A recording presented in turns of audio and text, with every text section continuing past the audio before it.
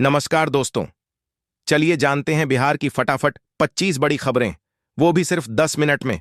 लेकिन उससे पहले अगर आप हमारे चैनल पर नए हैं तो चैनल को सब्सक्राइब कर लीजिए और कमेंट में जरूर बताइए कि आप ये वीडियो कहां से देख रहे हैं। बिहार के लोगों के लिए सरकार की तरफ से तोहफा आया है। नीतीश सरकार ने 7 जिलों में 8 नई सड़कों और एक बड़े पुल के निर्माण की मंजूरी दी है। इन परियोजनाओं से ग्रामीण और शहरी इलाकों के बीच आवागमन और सुगम होगा। इसी बीच बिहार में बीती रात आयकर विभाग की बड़ी कार्रवाई हुई। 80 गाड़ियों और 200 अधिकारियों की टीम सीआरपीएफ के सुरक्षा घेरे में 2 उद्योगपतियों के ठिकानों पर छापेमारी करती रही। पूरी रात चली इस कार्रवाई में भारी मात्रा में दस्तावेज और नकदी जब्त किए गए। रेलवे ने मध्य प्रदेश और राजस्थान से बिहार के गया के लिए विशेष ट्रेनें शुरू की हैं। इससे धार्मिक यात्रियों और पर्यटकों को काफी सुविधा होगी। पटना मेट्रो परियोजना का इंतजार भी अब खत्म होने जा रहा है। मेट्रो जल्द ही रफ्तार पकड़ेगी और खास बात यह है कि इसकी बोगियों पर बिहार के इतिहास और संस्कृति की झलक देखने को मिलेगी। रेलवे विभाग एक और तैयारी में जुटा है। बिहार से पुणे के लिए एक और अमृत भारत ट्रेन चलाई जाएगी, जिससे छात्रों और नौकरी पेशा लोगों को राहत मिलेगी। सुरक्षा एजेंसियां इस समय सतर्क हो गई हैं। खबर है कि 3 पाकिस्तानी आतंकी बिहार में घुसपैठ कर सकते हैं। अररिया, किशनगंज और सुपौल जिलों में नेपाल सीमा पर सुरक्षा बल अलर्ट मोड में हैं और गांव-गांव में तलाशी अभियान चल रहा है। जहानाबाद के बाल सुधार गृह से भागे 15 किशोरों में से 7 को पकड़ लिया गया है, जबकि 8 की तलाश जारी है। इस लापरवाही के बाद कर्मचारियों के खिलाफ कार्रवाई भी शुरू हो गई है। कांग्रेस कार्यालय पर हुई तोड़फोड़ ने सियासत को गरमा दिया है। आरजेडी ने आरोप लगाया है कि वोटर अधिकार यात्रा की सफलता से घबराकर बीजेपी ने यह सब करवाया। बिहार इंडस्ट्रीज एसोसिएशन के चुनाव में घमासान तय है। अध्यक्ष और उपाध्यक्ष पद के लिए कई दावेदार सामने आए हैं और नाम वापसी की अंतिम तारीख 1 सितंबर रखी गई है। शिक्षा क्षेत्र से जुड़ी एक अच्छी खबर यह है कि स्वच्छ और हरित रेटिंग में पटना के स्कूलों ने दूसरा स्थान हासिल किया है। इसका उद्देश्य बच्चों में पर्यावरण और स्वच्छता को लेकर जागरूकता फैलाना है। बिहार में लाइसेंसधारी शस्त्रों के वेरिफिकेशन की अंतिम तारीख बढ़ा दी गई है। अब 15 सितंबर तक लोग अपना वेरिफिकेशन करा सकेंगे। पत्रकार राजदेव रंजन हत्याकांड में सीबीआई की विशेष अदालत ने लड्डन मियां समेत 3 आरोपियों को बरी कर दिया है।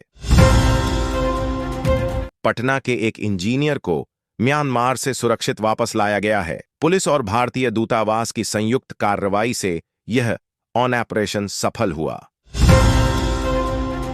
प्रधानमंत्री नरेंद्र मोदी के खिलाफ टिप्पणी को लेकर बीजेपी ने जमकर विरोध किया। पार्टी कार्यकर्ताओं ने राहुल गांधी से माफी की मांग करते हुए जगह जगह प्रदर्शन किया। सरकारी शिक्षकों के लिए राहत की खबर है। अब उन्हें वेतन के लिए लंबा इंतजार नहीं करना पड़ेगा।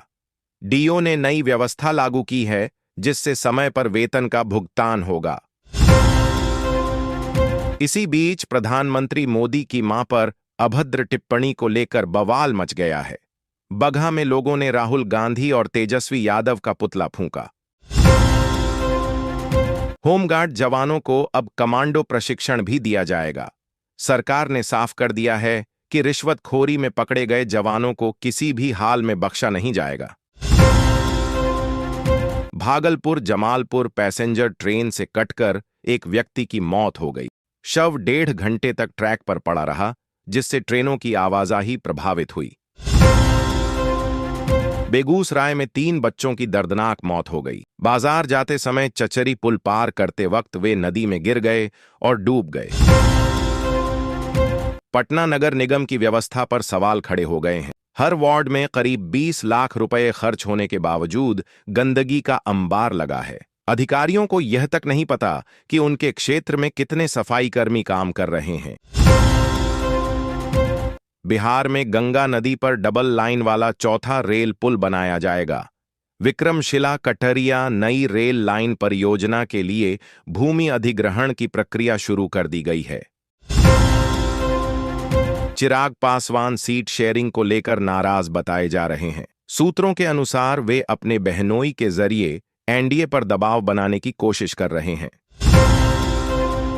छठ पूजा को लेकर सरकार ने भी तैयारियां तेज कर दी हैं। देव मंदिर जाने वाले श्रद्धालुओं की सुविधा के लिए 4 लेन बाईपास और रिंग रोड बनाए जा रहे हैं। नवादा में जमीनी विवाद इतना बढ़ा कि एक युवक की गोली मारकर हत्या कर दी गई। इसके बाद गुस्साई भीड़ ने आरोपी को पकड़कर जिंदा जला दिया। समाजवादी पार्टी के अध्यक्ष अखिलेश यादव ने चुनाव आयोग को जुगाड़ आयोग कहा है। वहीं बिहार के नेता प्रतिपक्ष तेजस्वी यादव ने भी बीजेपी पर तीखा हमला बोला। भागलपुर जिले में हेड टीचर की 827 नियुक्तियों के बावजूद 157 सीटें खाली रह गई हैं। इससे शिक्षा विभाग की कार्यप्रणाली पर सवाल उठ रहे हैं। स्नातक में ऑन द स्पॉट नामांकन की तिथि बढ़ाई जा सकती है। प्रशासनिक अनुमति का इंतजार किया जा रहा है। बेगूसराय में गंगा का जलस्तर बढ़ने से दियारा की करीब 60,000 आबादी पर संकट मंडरा रहा है। नाव से आवाजाही हो रही है और लोग बाढ़ के खतरे से परेशान हैं। गंगा के बढ़ते जलस्तर को देखते हुए शिक्षा विभाग ने एहतियातन कई स्कूलों को बंद कर दिया है।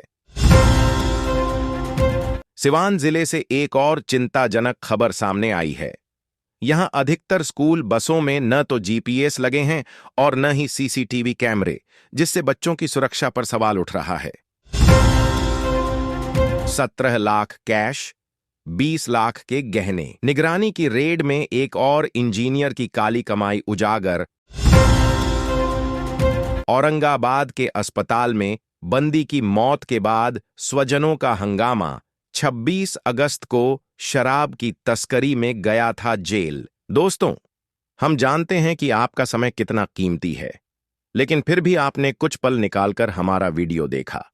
इसके लिए हम दिल से आपका आभार व्यक्त करते हैं। आपकी मौजूदगी ही इस प्लेटफॉर्म को और भी मजबूत बनाती है।